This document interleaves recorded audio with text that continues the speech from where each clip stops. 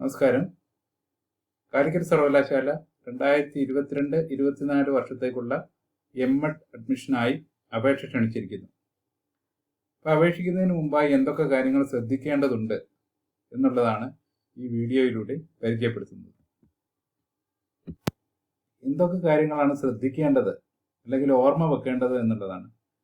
ഇപ്പോഴത്തെ ഷെഡ്യൂൾ അനുസരിച്ചിട്ട് online registration തുടങ്ങിക്കഴിഞ്ഞു. അതിൽ അവസാനിക്കുന്ന തീയതി ഓഗസ്റ്റ് 19, 2022 അവസാന ദിവസത്തിനായി കാത്തു നിൽക്കാതെ കഴിയുന്നതും നേരത്തെ തന്നെ രജിസ്ട്രേഷൻ പൂർത്തിയാക്കാൻ ശ്രമിക്കുക.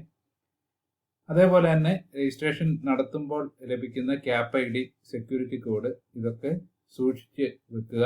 കാരണം അത് തുടർന്ന് അങ്ങോട്ട് നിങ്ങൾ കോഴ്സിന് ചേർന്ന് കഴിഞ്ഞാൽ നിങ്ങൾക്ക് ആവശ്യമുള്ള കാര്യങ്ങളാണ്. പിന്നെ വേറൊരു പ്രധാന കാര്യം, മുൻ വർഷങ്ങളിൽ നിന്നും വ്യത്യസ്തമായി സർവകലാശാല എഡ്യൂക്കേഷൻ ഡിപ്പാർട്ട്മെന്റിലേക്കുള്ള അഡ്മിഷൻ വേറെ തന്നെയാണ്. ഇപ്രാവശ്യം അഡ്മിഷൻ ഡിപ്പാർട്ട്മെന്റ് നേരിട്ട് തന്നെയാണ് നടത്തുന്നത്.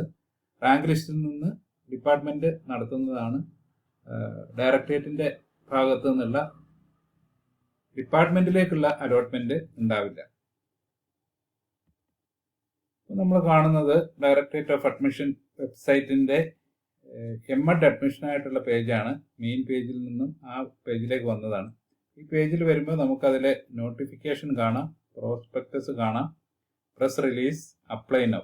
അപ്പോൾ അതിൽ ഈ നോട്ടിഫിക്കേഷൻ, പ്രോസ്പെക്ടസ് ഇത് രണ്ടും നിങ്ങൾ ഡൗൺലോഡ് ചെയ്ത് പ്രോസ്പെക്ടസ് പ്രത്യേകിച്ച് വായിച്ച് നോക്കേണ്ടതാണ്. അത് രജിസ്ട്രേഷൻ ചെയ്യുന്നതിന് മുമ്പ് തന്നെ ചെയ്യേണ്ട കാര്യമാണ്. അപ്പോൾ അതിൽ ഓരോ കാര്യങ്ങൾ, റിസർവേഷൻ്റെ കാര്യങ്ങളൊക്കെ പ്രത്യേകം പറഞ്ഞിട്ടുണ്ട്.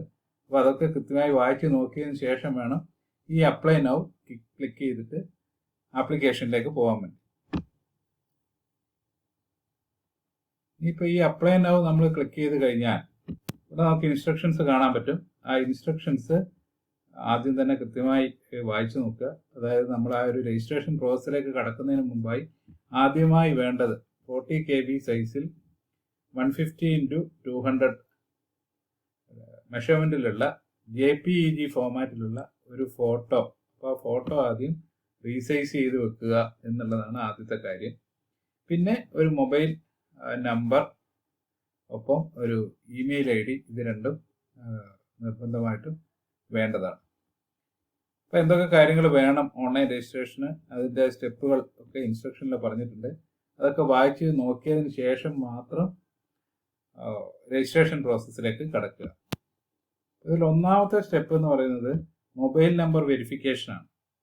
അപ്പോൾ മൊബൈൽ നമ്പർ വെരിഫിക്കേഷനായി നിങ്ങളുടെ B.Edന്റെ രജിസ്റ്റർ നമ്പറും മൊബൈൽ നമ്പറും എൻ്റർ ചെയ്ത് കഴിഞ്ഞാൽ ഒരു OTP നമ്പർ വരും. ആ OTP എൻ്റർ ചെയ്ത് വെരിഫൈ ചെയ്ത് കഴിഞ്ഞാൽ നിങ്ങളുടെ മൊബൈൽ നമ്പർ വെരിഫൈഡ് ആവും. ഇനി അഥവാ നമ്പർ വെരിഫിക്കേഷൻ വന്നില്ല എന്നുണ്ടെങ്കിൽ 24 മണിക്കൂറിനുള്ളിൽ വരും. അപ്പോൾ അതിന് കാത്തു നിൽക്കാതെ രജിസ്ട്രേഷൻ കണ്ടിന്യൂ ചെയ്യാം എന്നാണ് സർവകലാശാല അറിയിച്ചിട്ടുള്ളത്. രണ്ടാമത്തെ സ്റ്റെപ്പ് ക്യാപ് ജനറേഷനാണ്. അപ്പോൾ അതിലേക്കായി നിങ്ങളുടെ കുറച്ച് ബേസിക് ഡീറ്റെയിൽസ് എൻ്റർ ചെയ്യാനുണ്ട്. അപ്പോൾ അത് വളരെ ശ്രദ്ധിക്കേണ്ട കാര്യമാണ്. എന്തൊക്കെ കാര്യങ്ങളാണ് എൻ്റർ ചെയ്യേണ്ടത് എന്നുള്ളത് പ്രത്യേകിച്ചായാലും നിങ്ങളുടെ പേര്, date of birth, address, mobile number, email ID ഇതൊക്കെയാണ് എൻ്റർ ചെയ്യാനുള്ളത്. അപ്പോൾ അതിൽ പേര് വളരെ ശ്രദ്ധിക്കണം. ബ്ലോക്ക് ലെറ്റേഴ്സിൽ, ക്യാപിറ്റൽ ലെറ്റേഴ്സിൽ വേണം പേര് എൻ്റർ ചെയ്യാൻ. പേര് സ്പെല്ലിങ് തെറ്റിപ്പോകരുത്. പേര് ഇനീഷ്യൽസ് ഉണ്ടെങ്കിൽ ആ ഇനീഷ്യൽസുമായിട്ടുള്ള സ്പേസിങ്, അകലം കൃത്യമായി പാലിച്ചിരിക്കണം. കാരണം ഈ ക്യാപ് ID അനുസരിച്ചിട്ടാണ് നിങ്ങൾ ഈ ഒരു പ്രോഗ്രാമിന് ചേർന്ന് കഴിഞ്ഞാൽ നിങ്ങളുടെ രജിസ്ട്രേഷൻ നമ്പർ, ഹോൾ ടിക്കറ്റിൽ വരുന്നത് അടക്കമുള്ള എല്ലാ കാര്യങ്ങളും പേരിലാണ്. അപ്പോൾ അതുകൊണ്ട് പിന്നെ അത് കറക്റ്റ് ചെയ്യാനൊക്കെ ബുദ്ധിമുട്ടാണ്. അതുകൊണ്ട് പേര് ടൈപ്പ് ചെയ്യുമ്പോൾ വളരെ ശ്രദ്ധിക്കുക. അതേപോലെ തന്നെ date of birth, phone number, അപ്പോൾ കൃത്യമായ ഫോൺ നമ്പർ തന്നെ കൊടുക്കണം. അത് കൊടുത്ത് ഇവിടെയുള്ള ക്യാപ്ചയൊക്കെ എൻ്റർ ചെയ്ത് കഴിഞ്ഞാൽ നിങ്ങൾക്ക് പ്രൊസീഡ് ചെയ്യുമ്പോൾ ക്യാപ് ID നിങ്ങൾക്ക് ലഭിക്കുന്നതാണ്. അതാണ് രണ്ടാമത്തെ സ്റ്റെപ്പ്. മൂന്നാമത്തെ സ്റ്റെപ്പിൽ നിങ്ങൾ ലോഗിൻ ചെയ്യുക എന്നുള്ളതാണ്. നിങ്ങൾക്ക് ലഭിച്ച ക്യാപ് IDയും സെക്യൂരിറ്റി കോഡും ഇത് രണ്ടും സൂക്ഷിച്ചു വെക്കേണ്ടതാണ്. ആദ്യം തന്നെ പറഞ്ഞിരുന്നു. അപ്പോൾ അത് ഉപയോഗിച്ചിട്ട് നിങ്ങൾക്ക് ലോഗിൻ ചെയ്ത് ഫർദർ ആയിട്ടുള്ള പ്രോസസ്സിലേക്ക് നിങ്ങൾക്ക് നീങ്ങാവുന്നതാണ്. ഇനി അടുത്ത സ്റ്റെപ്പിലായിട്ട് നിങ്ങളുടെ ബേസിക് ഡീറ്റെയിൽസ്, പേര്, ക്യാപ് ID തുടങ്ങിയ മറ്റു കാര്യങ്ങൾ, അഡ്രസ്സ്, അങ്ങനെയുള്ള കുറച്ച് കാര്യങ്ങൾ ഓൾറെഡി അവിടെ വന്നിട്ടുണ്ട്. അത് നിങ്ങൾക്ക് കാണാം. അവിടെ ഒന്ന് വെരിഫൈ ചെയ്യാതെ നിങ്ങൾ എൻട്രി ചെയ്ത കാര്യങ്ങൾ കൃത്യമായിട്ട് തന്നെയാണോ വന്നിട്ടുള്ളത് എന്ന് കാണാൻ കഴിയും. ഫോട്ടോ അപ്ലോഡ് പേജ്, ഇത് കഴിഞ്ഞ് ക്ലിക്ക് ചെയ്ത് കഴിഞ്ഞാൽ ഫോട്ടോ അപ്ലോഡ് ചെയ്ത പേജിലേക്കാണ് പോകേണ്ടത്. അപ്പോൾ ആദ്യം തന്നെ പറഞ്ഞിരുന്നു ഫോട്ടോയുടെ സൈസ് ഇവിടെ പറഞ്ഞിട്ടുണ്ട് 40 KB. അതിനൊരു ഡൈമെൻഷൻ സ്പെസിഫൈ ചെയ്തിട്ടുണ്ട്. 150x200 JPEG ഫോമാറ്റ് തന്നെ വേണം, എങ്കിലേ അക്സെപ്റ്റഡ് ആവുള്ളൂ. അപ്പോൾ അത് തയ്യാറാക്കി വെച്ചിരിക്കുന്ന ഫയല് ഇവിടെ അപ്ലോഡ് ചെയ്യുക. നിങ്ങൾക്ക് ഇങ്ങനെ കാണാൻ പറ്റും. കണ്ടിന്യൂ ക്ലിക്ക് ചെയ്ത് കഴിഞ്ഞാൽ അടുത്ത പേജിലേക്ക് പോകാൻ പറ്റും. അപ്പോൾ അവിടെ ഫുൾ നെയിം ഇതൊക്കെ വന്നിട്ടുണ്ടാവും. ബാക്കി കുറച്ച് കാര്യങ്ങൾ നിങ്ങളിവിടെ ആഡ് ചെയ്യേണ്ടതുണ്ട്. അപ്പോൾ അതൊക്കെ ആഡ് ചെയ്യാനുള്ള, എൻട്രി ചെയ്യാനുള്ള അഡ്രസ്സ്, ഇങ്ങനെ കുറച്ച് കാര്യങ്ങൾ താഴേക്ക് ഉള്ള കാര്യങ്ങൾ വരുന്നുണ്ട്. അപ്പോൾ അതൊക്കെ എൻട്രി ചെയ്യാനുള്ള സ്പേസ് അവിടെ ഉണ്ട്. അപ്പോൾ ആ ഒരു സ്റ്റെപ്പ് കഴിഞ്ഞാൽ അടുത്ത സ്റ്റെപ്പിലേക്ക് പോകാം. അതിലെന്തെങ്കിലും നിങ്ങൾക്ക് രജിസ്ട്രേഷൻ സംബന്ധമായി സംശയം ഉണ്ടെങ്കിൽ ബന്ധപ്പെടേണ്ട ഫോൺ നമ്പറുകൾ ഇതിൽ കൊടുത്തിട്ടുണ്ട്. അപ്പോൾ അതിലേക്ക് കോണ്ടാക്ട് ചെയ്യാവുന്നതാണ്. ഇനി അടുത്ത പേജ് എന്ന് പറയുന്നത് നിങ്ങളുടെ ഓപ്ഷൻ രേഖപ്പെടുത്താനുള്ള പേജസ് ആണ്. ഏതൊക്കെ കോളേജിലേക്കാണ്, നിങ്ങളിപ്പോൾ കോഴ്സ് ഒന്ന് മാത്രമേ ഉള്ളൂ, അപ്പോൾ അതുകൊണ്ട് അതിൽ ഒരു സംശയം ഉണ്ടാവേണ്ട കാര്യമില്ല. കോളേജുകൾ എന്ന് പറയുമ്പോൾ ഡിപ്പാർട്ട്മെന്റ് ഓഫ് എഡ്യൂക്കേഷൻ ആണ് ഒന്ന്, പിന്നെ 2 ഗവൺമെന്റ് കോളേജുകളുണ്ട്. Government college of teacher education Kozhikode, തൃശ്ശൂരുള്ള government college institute of advance study in education. പിന്നെ 2 എയ്ഡഡ് കോളേജുകളാണ്. ഒന്ന് ഫറോക്ക് ട്രെയിനിങ് കോളേജ്, ഒന്ന് NSS ഒറ്റപ്പാലം. ബാക്കി 4 അൺഎയ്ഡഡ് കോളേജസ് ഉണ്ട്. അങ്ങനെ ആകെ 9 സ്ഥാപനങ്ങളാണ് M.Ed പ്രൊവൈഡ് ചെയ്യുന്നത്.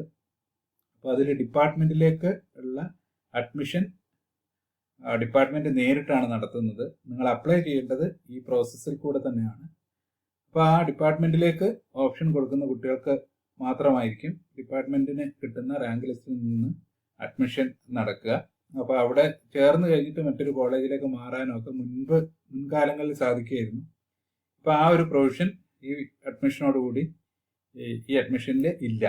അപ്പോൾ ഇവിടെ ചേർന്ന് കഴിഞ്ഞാൽ ഇവിടെ ഡിപ്പാർട്ട്മെന്റിൽ തന്നെ തുടരുക എന്നുള്ള ഒരു പ്രൊവിഷനാണ് ഇതിനകത്തുള്ളത്. അപ്പോൾ ആ റാങ്ക് ലിസ്റ്റ് അനുസരിച്ചിട്ട് ഉള്ള അഡ്മിഷൻ ഡിപ്പാർട്ട്മെന്റ് നേരിട്ട് നടത്തുന്നതാണ്. ഡയറക്ടറേറ്റിൽ നിന്നുള്ള അലോട്ട്മെന്റ് ഡിപ്പാർട്ട്മെന്റിലേക്ക് ഇല്ല എന്നുള്ള ഒരു വ്യത്യാസം ഈ പ്രാവശ്യം ഉണ്ട്. അപ്പോൾ കോളേജസ് നിങ്ങൾ സെലക്ട് ചെയ്യുമ്പോൾ അതുകൊണ്ട് വളരെ ശ്രദ്ധിച്ച് ഓപ്ഷൻസ് കൊടുത്തിട്ട് അത് ചെയ്യുക. ഏത് കോളേജാണ് ആദ്യം വരേണ്ടത് എന്നനുസരിച്ചിട്ട് നിങ്ങൾക്ക് ഓപ്ഷൻ കൊടുക്കാൻ പറ്റും. ഇനി അടുത്ത സ്റ്റെപ്പിലേക്ക് പോകുമ്പോൾ വെരിഫിക്കേഷൻ പേജാണ്. നിങ്ങൾ എൻട്രി ചെയ്ത എല്ലാ ഡീറ്റെയിൽസും അതിൽ കാണാൻ പറ്റും. ഫോട്ടോ മുതലുള്ള എല്ലാ ഡീറ്റെയിൽസും എൻട്രി ചെയ്യാനുണ്ട്. അപ്പോൾ എൻട്രി ചെയ്തത് അവിടെ വെരിഫൈ ചെയ്യാനുണ്ട്. വെരിഫൈ ചെയ്ത് കഴിഞ്ഞാൽ അവിടെ pay now exam application fee pay ചെയ്യാനുണ്ട്. ആ ഒരു എമൗണ്ട് പേ ചെയ്ത് കഴിഞ്ഞാൽ ക്ലിക്ക് ചെയ്ത് കഴിഞ്ഞാൽ പേ ചെയ്യാൻ പറ്റും. പേ ചെയ്ത് കഴിഞ്ഞാൽ പേയ്മെന്റ് സക്സസ് ആയി കഴിഞ്ഞാൽ ഇതേപോലെ നിങ്ങളുടെ അപേക്ഷാ ഫോം ഇങ്ങനെ കാണാൻ പറ്റും. ഇത് ഡൗൺലോഡ് ചെയ്തെടുക്കണം. ഡൗൺലോഡ് ചെയ്ത് എടുത്ത് ഇന്റർവ്യൂവിന്റെ സമയത്ത് ഹാജരാക്കേണ്ടതാണ്. അപ്പോൾ ഡൗൺലോഡ് ചെയ്ത് ഒരു പ്രിന്റ് ഔട്ട് എടുക്കുന്നതിനോടൊപ്പം തന്നെ ഇതിന്റെ ഒരു കോപ്പി, സോഫ്റ്റ് കോപ്പി നിങ്ങൾ മെയിലിൽ സൂക്ഷിക്കുകയും വേണം. ഈ ഒരു പ്രോസസ്സ് കഴിയുന്നതോടുകൂടി ലോഗൗട്ട് ചെയ്യാൻ മറക്കരുത്. നമ്മുടെ രജിസ്ട്രേഷൻ വെബ്സൈറ്റ് ഓൾറെഡി കണ്ടു കഴിഞ്ഞു. അപ്പോൾ അതിലെ ക്യാപ് ID എങ്ങനെയാണ് കിട്ടേണ്ടത്, പേര് ടൈപ്പ് ചെയ്യുമ്പോൾ എന്തൊക്കെയാണ് ശ്രദ്ധിക്കേണ്ടതെന്നുള്ള കാര്യങ്ങളൊക്കെ പറഞ്ഞു കഴിഞ്ഞു. അപ്പോൾ ഇതാണ് medu.uoc.ac.in എന്നുള്ളതാണ് M.Ed അഡ്മിഷൻ്റെ വെബ് പേജ്. ഈ QR കോഡ് സ്കാൻ ചെയ്താലും നിങ്ങൾക്ക് ആ പേജിലേക്ക്. പിന്നെ നിങ്ങൾ ഡാറ്റ എൻ്റർ ചെയ്യുമ്പോൾ ശ്രദ്ധിക്കാനുള്ള കാര്യങ്ങൾ, അഡ്രസ്സ് വളരെ കൃത്യമായിട്ട് ഫുള്ളായിട്ടുള്ള അഡ്രസ്സ് വിത്ത് പിൻകോഡ് കൊടുത്തിരിക്കണം. മൊബൈൽ നമ്പർ കറക്റ്റ് ആയിരിക്കണം, മെയിൽ ID കറക്റ്റ് ആയിരിക്കണം. റിസർവേഷൻ റിസർവേഷൻ്റെ ഡീറ്റെയിൽസ് ഒക്കെ എൻ്റർ ചെയ്യാനുണ്ട്, കാറ്റഗറി ഉണ്ട്. അപ്പം അതിനാണ് പറഞ്ഞത് പ്രോസ്പെക്ടസ് കൃത്യമായി വായിച്ചു നോക്കുക. നിങ്ങളുടെ കാറ്റഗറി ഏത്, നിങ്ങളുടെ കാസ്റ്റ്, റിലീജിയൻ ഏത് കാറ്റഗറിയിലാണ് വരുന്നത് എന്ന് നോക്കി മനസ്സിലാക്കിയിട്ട് വേണം കൃത്യമായി എൻ്റർ ചെയ്യണം. അതേപോലെ തന്നെ റിസർവേഷന് ആവശ്യമായിട്ടുള്ള സർട്ടിഫിക്കറ്റുകൾ, ഇപ്പോൾ OBC റിസർവേഷൻ ഉള്ള OBC ഈ വിഭാഗങ്ങൾക്കുള്ള റിസർവേഷൻ ഉള്ളവർ NCLC സർട്ടിഫിക്കറ്റ് വാങ്ങേണ്ടതുണ്ട്. അതേപോലെ തന്നെ EWSനുള്ള സർട്ടിഫിക്കറ്റ് നോട്ടിഫിക്കേഷനൊപ്പം അറ്റാച്ച് ചെയ്തിട്ടുണ്ട്. ആ ഫോമാറ്റിൽ വേണം ആ സർട്ടിഫിക്കറ്റ് കൊണ്ടുവരിക. അപ്പോൾ ആ സർട്ടിഫിക്കറ്റുകൾ റിസർവേഷൻ കിട്ടാൻ വളരെയധികം അത്യാവശ്യമാണ്. അപ്പോൾ അപേക്ഷയിൽ മാർക്ക് എൻ്റർ ചെയ്യാനുള്ള ഒരു പേജുണ്ട്. അപ്പോൾ ആ പേജിൽ പോകുമ്പോൾ 1000-ലാണ് മാർക്ക് എൻ്റർ ചെയ്യേണ്ടത്. അപ്പോൾ നിങ്ങൾക്കറിയാം പല വർഷങ്ങളിൽ പല മാർക്ക് അല്ലെങ്കിൽ പല ഗ്രേഡുകൾ ഒക്കെ ആയിട്ടായിരിക്കും പല പല സർവകലാശാലകളിൽ നിന്ന് നിങ്ങൾക്ക് മാർക്ക് ലിസ്റ്റ് കിട്ടും. അപ്പോൾ അതിനെ കൃത്യമായി ഒരു പെർസെൻറ്റേജിലേക്ക് കൺവേർട്ട് ചെയ്ത് 1000-ലേക്ക് കൺവേർട്ട് ചെയ്ത് ചെയ്യണം. അപ്പോൾ അതിനുള്ള എളുപ്പ വഴി ഒന്നുകിൽ മാർക്ക്, ഗ്രേഡ് ഇതിനെ പെർസെൻറ്റേജിലേക്ക് മാറ്റി 10 കൊണ്ട് ഗുണിച്ചു കഴിഞ്ഞാൽ അത് 1000-ലാകും. ഇനി അല്ല എന്നുണ്ടെങ്കിൽ അത് കൃത്യമായിട്ട് ശരിക്ക് ഇപ്പോൾ ഗ്രേഡ് ആണെങ്കിൽ ആ ഗ്രേഡ് ഷീറ്റിൻ്റെ പിന്നിൽ ഇത് ചില സർവകലാശാലകളിലൊക്കെ പെർസെൻറ്റേജ് കൊടുത്ത് കാണാറുണ്ട്. ഇനി അല്ല എന്നുണ്ടെങ്കിൽ അത് പെർസെൻറ്റേജ് ആയിട്ട് കൺവേർട്ട് ചെയ്യാനുള്ള ഫോമുല ഉണ്ടാവും. അത് കൃത്യമായിട്ട് ചെയ്യണം. ഇല്ലെങ്കിൽ അത് അഡ്മിഷനെ ബാധിക്കുന്ന കാര്യമാണ്. തെറ്റായ മാർക്ക് എൻട്രി ചെയ്യപ്പെടാനുള്ള സാധ്യത ഒഴിവാക്കുക. ഇനി അതേപോലെ തന്നെ ഇനി പെർസെൻറ്റേജ് ആയിട്ട് മാറ്റുകയല്ല എന്നുണ്ടെങ്കിൽ നിങ്ങൾക്ക് ഇപ്പോഴത്തെ അനുസരിച്ചിട്ട് പരമാവധി 1780-ൽ 1300 മാർക്കാണ് കിട്ടുന്നതെങ്കിൽ അതിനെ ഇൻറ്റു 1000 ചെയ്ത് കഴിഞ്ഞാൽ നിങ്ങൾക്ക് 1000-ലുള്ള മാർക്ക് എത്രയാണ് എന്ന് കിട്ടും. അതങ്ങനെ തന്നെ എൻട്രി ചെയ്യുക.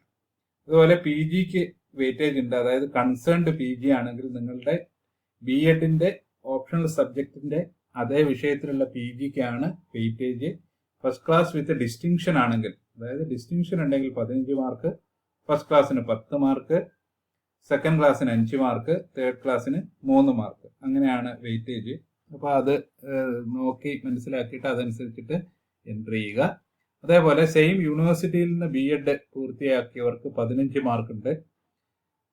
അപ്രൂവ്ഡ് ടീച്ചിങ് എക്സ്പീരിയൻസിന് പൂർത്തിയാക്കുന്ന ഓരോ വർഷത്തിനും സ്കെയിലിലുള്ള സർവീസ് ആവണം. ഗസ്റ്റ് സർവീസ് ഒന്നും പറ്റില്ല. തുടർച്ചയായി 1 വർഷമെങ്കിലും ഉള്ള സർവീസിന് 1 വർഷത്തിന് 5 മാർക്ക്. അത് ശമ്പള സ്കെയിലുള്ള സർവീസ് ആവണം. അത് സർവീസ് സർട്ടിഫിക്കറ്റ് ഒക്കെ വെച്ചിട്ട് അപേക്ഷിക്കേണ്ടതുണ്ട്. ഇൻസ്റ്റിറ്റ്യൂഷൻ സെലക്ട് ചെയ്യേണ്ട കാര്യം, ശ്രദ്ധിക്കേണ്ട കാര്യങ്ങളൊക്കെ പറഞ്ഞിട്ടുണ്ടായിരുന്നു. അപ്പോൾ നിങ്ങളുടെ സൗകര്യം അനുസരിച്ച്, പ്രിഫറൻസ് അനുസരിച്ചിട്ട് ഇൻസ്റ്റിറ്റ്യൂഷൻസ് സെലക്ട് ചെയ്യുക, വെരിഫൈ ചെയ്യുക ഡീറ്റെയിൽസ് ഒക്കെ. അതിനുശേഷം വേണം നിങ്ങൾ സബ്മിറ്റ് അടിക്കാൻ. ദെൻ ഡൗൺലോഡ് ചെയ്യുക, സേവ് ചെയ്യുക എന്നൊക്കെയുള്ള കാര്യങ്ങൾ പറഞ്ഞു. ഇൻ്റർവ്യൂ സമയത്ത് ഹാജരാക്കേണ്ടതാണ്. ഇത്രയൊക്കെ കാര്യങ്ങളാണ് M.Edന് അപേക്ഷിക്കുമ്പോൾ ശ്രദ്ധിക്കേണ്ടത്. ഇനി ഡിപ്പാർട്ട്മെന്റ് ഓഫ് എഡ്യൂക്കേഷനിലേക്ക് മാത്രം M.Edന് അപ്ലൈ ചെയ്യാൻ താല്പര്യമുള്ള ആളുകൾ, ഡിപ്പാർട്ട്മെന്റിന്റെ വെബ്സൈറ്റ് ഉണ്ട്. വെബ്സൈറ്റിന്റെ അഡ്രസ്സ് ഈ പ്രസന്റേഷനിൽ ഞാൻ കൊടുത്തിട്ടുണ്ട്, ഒപ്പം തന്നെ ഡിസ്ക്രിപ്ഷനിൽ കൊടുക്കാം. അപ്പോൾ ആ വെബ്സൈറ്റ് സന്ദർശിക്കുക, അവിടെയുള്ള നിർദ്ദേശങ്ങൾ കൃത്യമായി പാലിക്കുക. ഒപ്പം തന്നെ ഒരു മെയിൽ ID കൊടുത്തിട്ടുണ്ട്, അതും ഡിസ്ക്രിപ്ഷനിൽ കൊടുക്കാം. ഡിപ്പാർട്ട്മെന്റിന്റെ വെബ് പേജിൽ കൊടുത്തിട്ടുണ്ടാവും. ആ മെയിൽ IDയിലേക്ക് നിങ്ങളുടെ ഇൻഡെക്സ് കാൽക്കുലേറ്റ് ചെയ്യാൻ ആവശ്യമായിട്ടുള്ള സർട്ടിഫിക്കറ്റുകളുടെ കോപ്പി, അതേപോലെ നിങ്ങൾക്ക് റിസർവേഷൻ എലിജിബിൾ ആണെങ്കിൽ NCLC അല്ലെങ്കിൽ EWS സർട്ടിഫിക്കറ്റ്, ഇതിൻ്റെയൊക്കെ കോപ്പി കൃത്യമായിട്ട് മെയിൽ ചെയ്യാൻ മറക്കരുത്. ഇത്രയും കാര്യങ്ങളാണ് ശ്രദ്ധിക്കാനുള്ളത്. So thanks for watching. Thank U.